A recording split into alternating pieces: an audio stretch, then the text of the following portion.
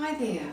So when talking about stress and reducing stress in our lives, one of the most important areas is to reduce stress in our relationships, and more importantly our love relationships.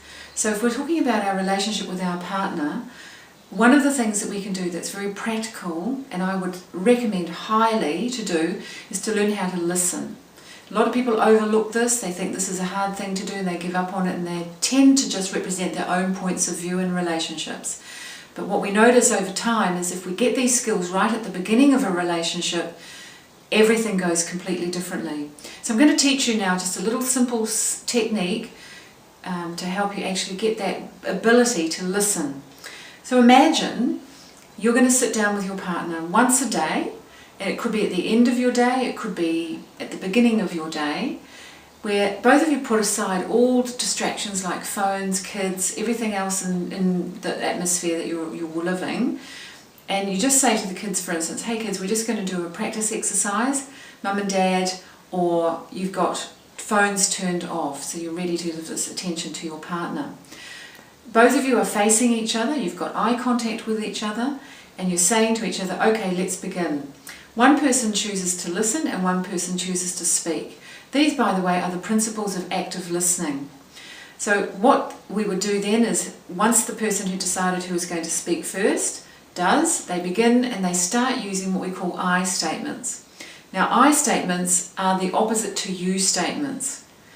The point is, every time we say you, we are usually delivering an accusation or an attack or a judgment of some sort. Now, that's what causes most conflict in relations. So what we need to do is the opposite. We have to say, I feel, and I need to mention one of four emotions, which is sadness, happiness, anger, or fear. All emotions stem from those four emotions. So what we need to do is identify for ourselves which of those four emotions that I feel when I'm beginning to speak while my partner's listening to me. If I do choose to speak, I'll only speak for a minimum of probably 1 minute, because we know that other people find it hard to zip their mouths up and listen until we're getting practiced at this. So you might even practice this in this workshop today. I wish you well if you do. Now, once you've finished speaking and you're using your perspective from the I about how you feel about something, the other person will be just listening. They won't be commenting. They won't be rushing to get their perspective forward. They won't be sort of saying, butting in, and they won't be judging it. They're just going to be listening. If they find it hard, something that's very helpful is to imagine putting a strip of tape across the mouth, and what they'll notice is that they've got that commitment to actually listening. If that other person who's speaking feels that they're truly getting space to actually express what's urgent to them, and that other person's listening, that's the first step to the change in breaking down conflicts. All relationships at some point go towards conflicts. What we need to do is learn skills to sort of prevent that.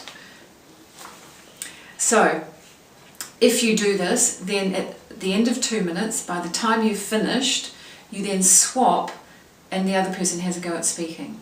Now, if you don't find that easy, you also imagine a piece of tape across your mouth and you then begin to listen.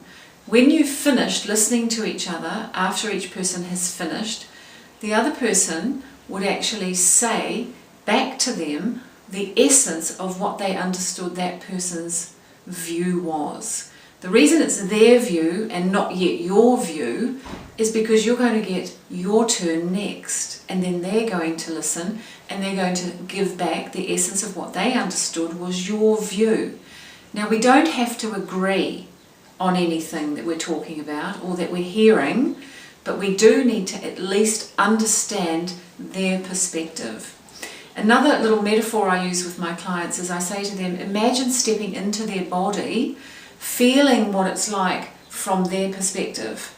A good listener does that and practices that and has that intention, instead of escalating an argument, stepping into that other person's body, hearing them first, replying back with their perspective first, to then say, would you be interested in hearing my perspective as well? Then they are more likely to want to do that. It's an old adage which is, if you scratch my back, I'll scratch yours. Anyway, I recommend you have a go at that, and you'll find out how good a listener you are by noticing in your mind how many thoughts are talking to you from your perspective while you're listening to someone else's.